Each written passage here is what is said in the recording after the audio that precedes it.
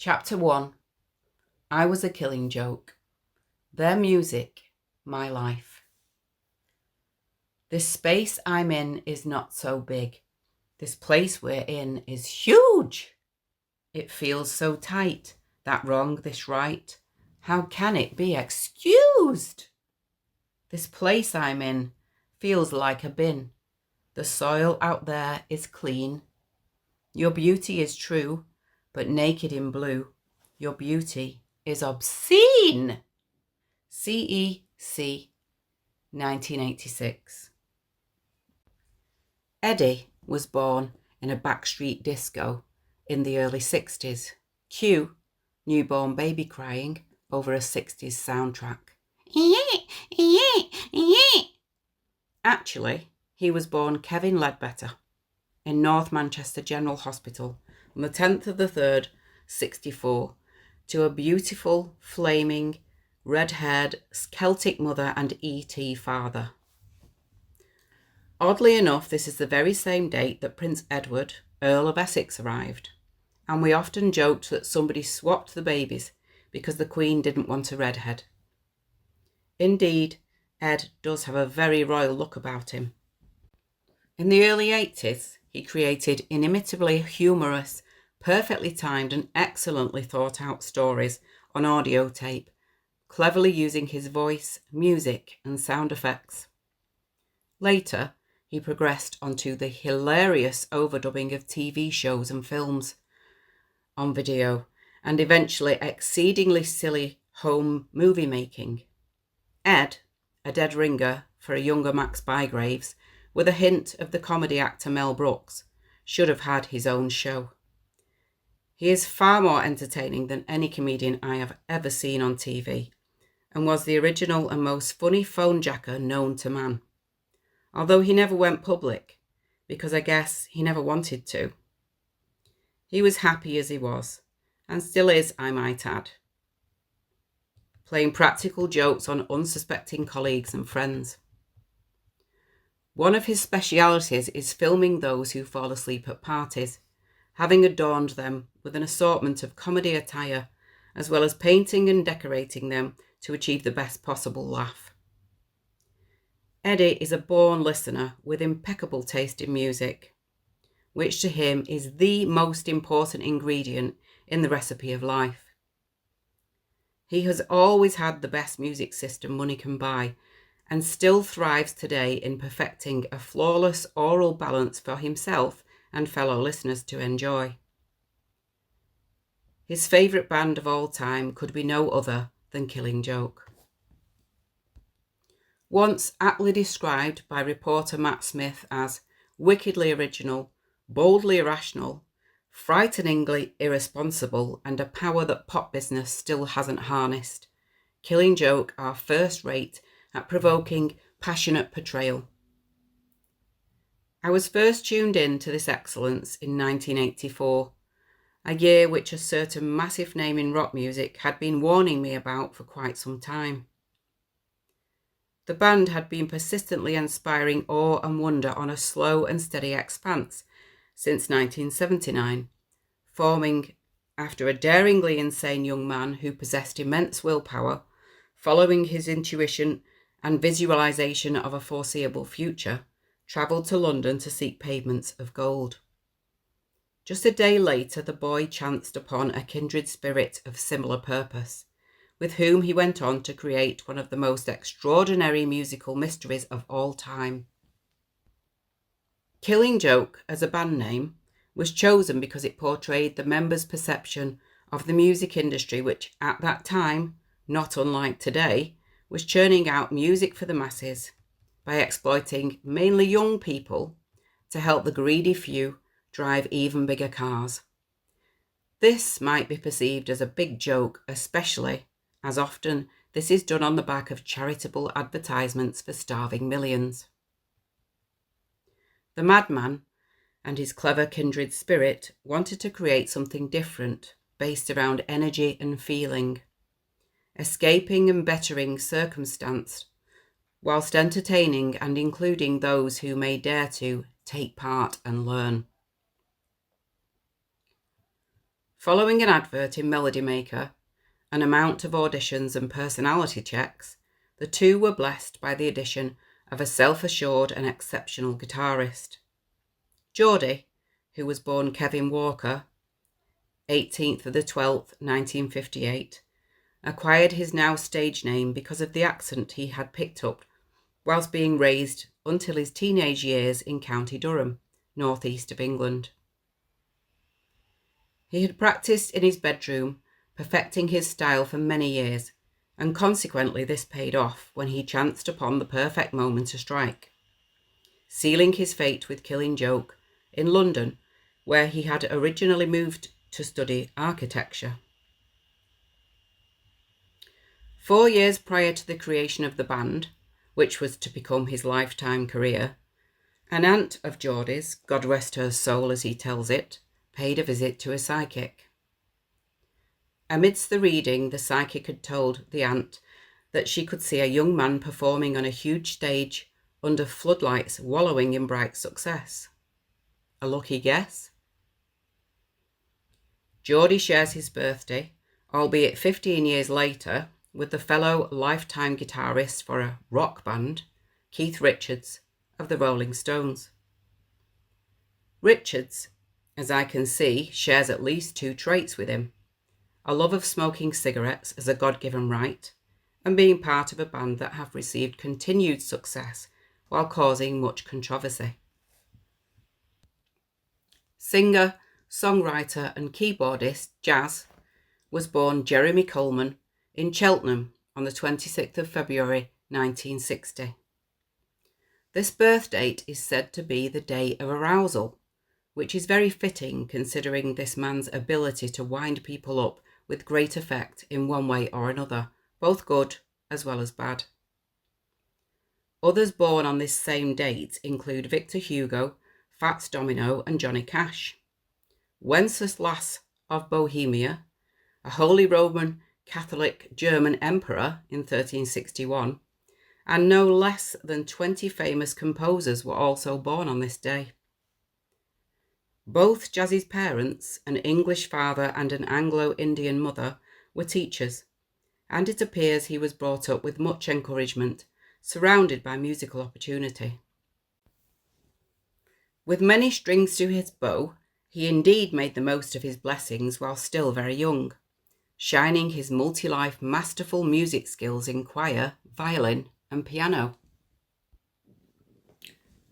Producer and ace bass player Youth was born Martin Glover in Africa on 27th of December 1960 and shares his birthday with a myriad of composers, actors, famous sportsmen and musicians, including Scotty Moore, who played guitar for Elvis, Michael Pinder, Moody Blues Nights in White Satin, and the French actor Gérard Depardieu. Youth's very much dub-influenced playing style assisted Killing Joke in acquiring the distinctive edge that stood them out from the other music in their early days. Youth also began his musical career while still very young, touring with a punk band at the teeny age of 15. He has earned much of his success through his excellent production skills, at present charging in excess of £4,000 to add his magical touch to a single. A sum which could well be increased indefinitely, bearing in mind that he hangs out with Sir Paul McCartney these days. The duo has been experimenting with electronic music since 1993 in a musical outfit which they have nicknamed the Firemen. Second to play bass with the band, after losing his job to Youth in the first auditions, Raven, was born Paul Vincent Raven on the 16th of the 1st, 1961. An unexpected shock, Raven suddenly and sadly departed this world on the 20th of the 5th, 2007, at just 46, after a long and successful career with Killing Joke, as well as many other bands, including Dogs d'Amour, Ministry, and Murder Inc. He shared my love of pit bulls, the most misunderstood dog on the planet due to human fault, and as far as I know, he bred them for the love of it. It is written that he suffered a heart attack while sleeping in a chair following a night out drinking in Geneva with a French band he was working with at the time called Treponem Pal. Treponem Pal means syphilis, and the band say they chose that name not for its meaning, but because it was like nothing on earth. Well, yeah, but with syphilis being a disease you catch from earthlings, it doesn't make a lot of sense to me. Maybe I'm missing something in the translation. Almost as sad as the passing of the cuddliest polar bear in music, who was a dear friend to many and a father to 5, is the fact that Gary Glitter also used the name Paul Raven. Not the ideal person to have to share a name with in the dark of his unmentionable behaviour. Glitter had used the alias, along with several other names, supposedly for the stage, but more likely we might guess, now his antics are public knowledge, to keep himself out of prison. Last, but by no means least, the phantasmagorical human beatbox, Big Paul, who was the kindred spirit who joined jazz to create the fire in the first place. He was born Paul Matthew Ferguson on the 31st of the 3rd, 1958. This is also the exact date that Pat McGlynn, the Edinburgh rock guitarist who played with the Bay City Rollers, came into the world. Notably, on this day, between the years 250 AD and 1723, there were born the Roman Emperor Constantius Chlorus, 2 queens of Portugal, 2 duchesses, 2 dukes, 3 kings and 2 popes. A whole lot of rockers were also made earthen on this day. Paul met with Jeremy whilst he was still drumming for an outfit called the Matt Stagger Band. As yet, I've been unsuccessful in finding any material by them, and I would be very interested in a taste. I am thus placing a wish by the mention. Some recorded music by the Matt Stagger Band may magically appear and find its way to me. Abracadabra. As soon as Paul and Jazz met, they began a ritual to construct their perfect dream, performing a Rosicrucian-style ceremony to help them find, within just 10 days, the other 2 lasting members, Youth and Jodi. All the fellows of Killing Joke have profound philosophical minds, and it is that which has been of great interest to me and other deep thinkers around the globe. Their grouping is akin to an aeon's worth of theorists. If you stretch your imagination, with Robert Anton Wilson or even Carl Jung singing lead, you could visualise what it might be like to be part of such a formation. With Aldous Huxley on bass, we may also place Sigmund Freud on guitar, but then we would surely need Epicurus to keep rights righted on the drums. There have been other musicians involved with the making of this monster over the years, but the above are the main builders of the grand design that is Killing Joke. Reza Udin is the current keyboard player with the band and has toured with them on numerous occasions. An extremely polite young gentleman he is too, having remembered me from various stage dives I had long forgotten. He's a really cute little guy who wears heels to help him see over the keyboards. I did think that maybe Jazz chose him to make himself look taller in comparison. This is no put down, as I do have a soft spot for small musicians. The amazing life force fueled drummer in the most recent band I played with being a short arse, and proof that a supreme power does not necessarily need size. Nick Hollywell Walker, a much taller and quietly serene type of man who showed me his pierced nipple for a photo backstage in the 90s, played keys with the band for 11 years before Reza arrived. There were a few drummers who replaced Big Paul after he disappeared off the scene back in 1987. He returned in 2008 for a reunion of the original lineup and is still sitting tight. I am especially happy to say, with the band to this date. The drummers who replaced him, such as Martin Atkins, formerly of Public Image, Jimmy Copley, Tom Larkin and Jeff Dugmore, were all fantastic additions, but Killing Joke never felt entirely right for me without the steady, precise, familiar poundings and collected fireside energy of Paul Ferguson. I was utterly delighted with his reappearance. Dave Grohl, who had been a pleasing addition, great for publicity and also very easy on the eye, drummed with the band for a short while in the early noughties, with Ben Calvert standing in for a couple of shows following that. Dave Grohl is a great showman, and I was lucky enough to see his own band, the Foo Fighters, live at Old Trafford Cricket Ground from the best seat in the house whilst working on security. 40,000 people attended that gig, and it had been an ecstatic moment for me when during their warm-up music on came Implant, a track from Killing Joke 2003. Forgetting I was supposed to be working, I instantly went crazy, flinging myself around to the familiar words. Tear up your ID cards and stick your implant up your arse. You just want to fucking control. When I looked out into the crowd from my raised position at the speaker stack, I realised I was the only one there reacting to the tune, apart from one person.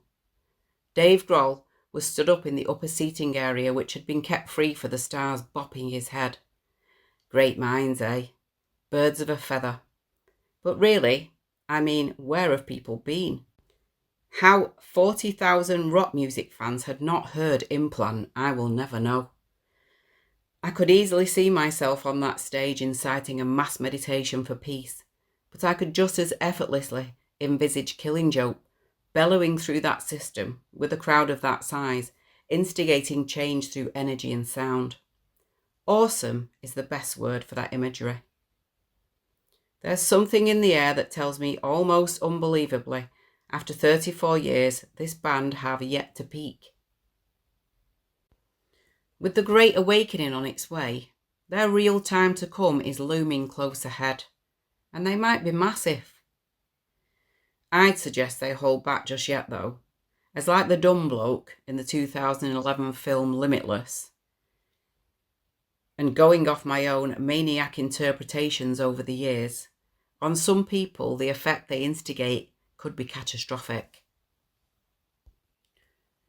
In the beginning, the band made do with producing their own music, and this worked for them because they had within the unit keen musicians with fresh ideas and acute oral perceptions.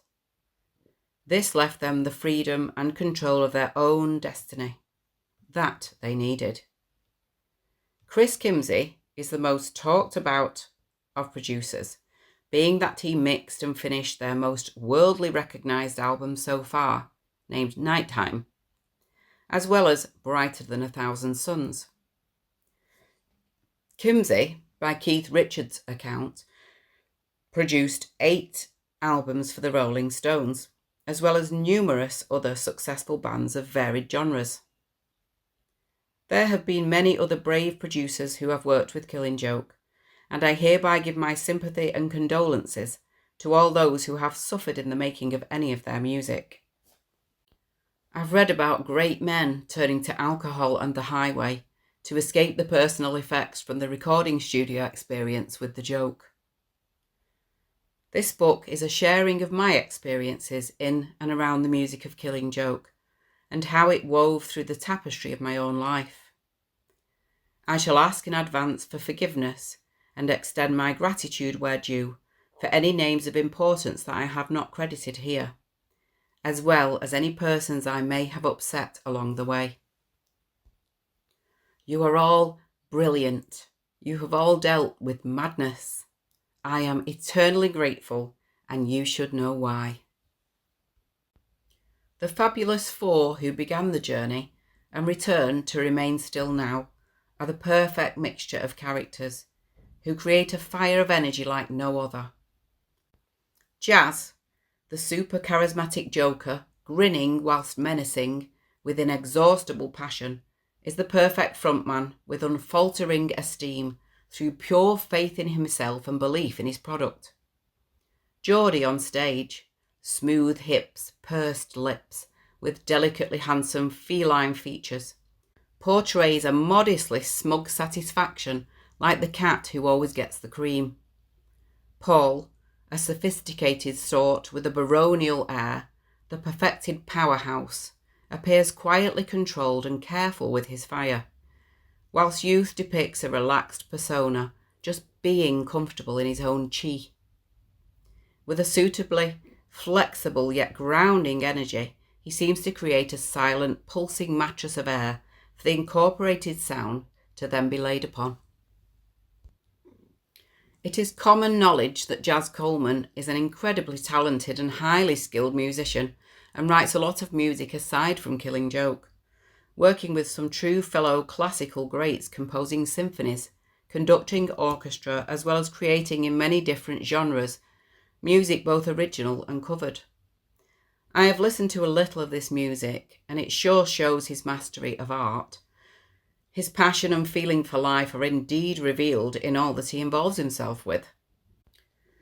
However, singing without Killing Joke, Jaz gives the impression of a fish out of water. Jodi has divinely implemented guitar for some average girl bands, so I'm informed, but as Ed is the oracle, I will trust his judgment and save my sensitive ears for listening to wildlife. It's greatly apparent that all the musicians in the band Killing Joke are exceptionally gifted alone. However, as a collective, they are a vast force to be reckoned with. At the time of Killing Joke's formation, there had been a few years of evolutionary transition going on in the main world of music, from blues and glamorous rock, and then to the mishmash of unruly noise that was to become punk. It seems almost impossible to prove who started punk, when and where, but it emerged almost simultaneously in the US and the UK, as often is the case with evolution, with the New York Dolls being one of the first recorded bands who were actually classed as punk. What I have discovered is that it was as early as the 60s when bands, consisting mainly of young men who were far from musically astute, were managing to create a type of sound, bringing political discontent to the microphone and turning noise into a backdrop for voicing their rebellious views.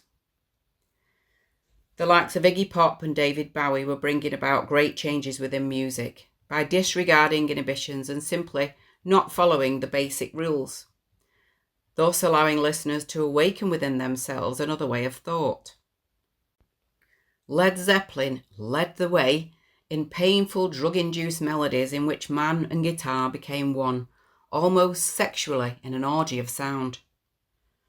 The beauty of outwardly expressing this oneness with instrument could possibly have been an influence on Jodi's own playing style and personal show, which he executes with such ease during live performances.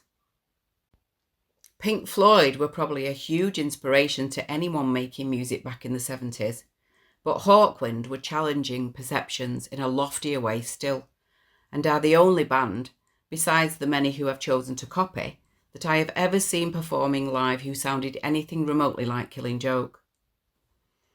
It seems tough to find bands that may have influenced them apart from the obvious Alex Harvey Band and several empowering and intense classical pieces, yet very simple to find many bands that are influenced by them.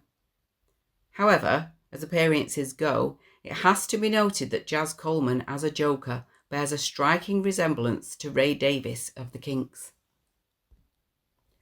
Killing Joke's early tracks were hypnotic and grungy, intransigently determined and truthfully like nobody else gone before. So completely and utterly unique that I have found it impossible to ever describe when asked who they sound like, or what type of music they play. I have been forced to remain stuck with the answer that they don't sound like anyone else, with the nearest genre being heavy-ish rock or metal with classical undertones. Of course, being so obviously political, rising out of the era and staying through the second phase of punk, we have to allow them the association with it. Many more punks are keenly aware and in awe of Killing Joke as opposed to heavy metalers, who in general have rarely heard anything by them other than Metallica's cover version of their track from the first album, The Weight. I see the peoples of the music industry categorise them as industrial rock, if you understand what that is. Personally, I do not, unless the only industrial rock band in the world is Killing Joke. Killing Joke, Malicious Damage, 1980. A review by Mark Prendle. By the time of their debut LP, Killing Joke sounded a bit like early Wire in an alternative universe where the Ramones never happened. Understand? Wire began their career as arty punk, or punk artistes.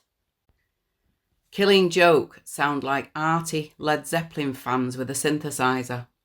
Great stuff though.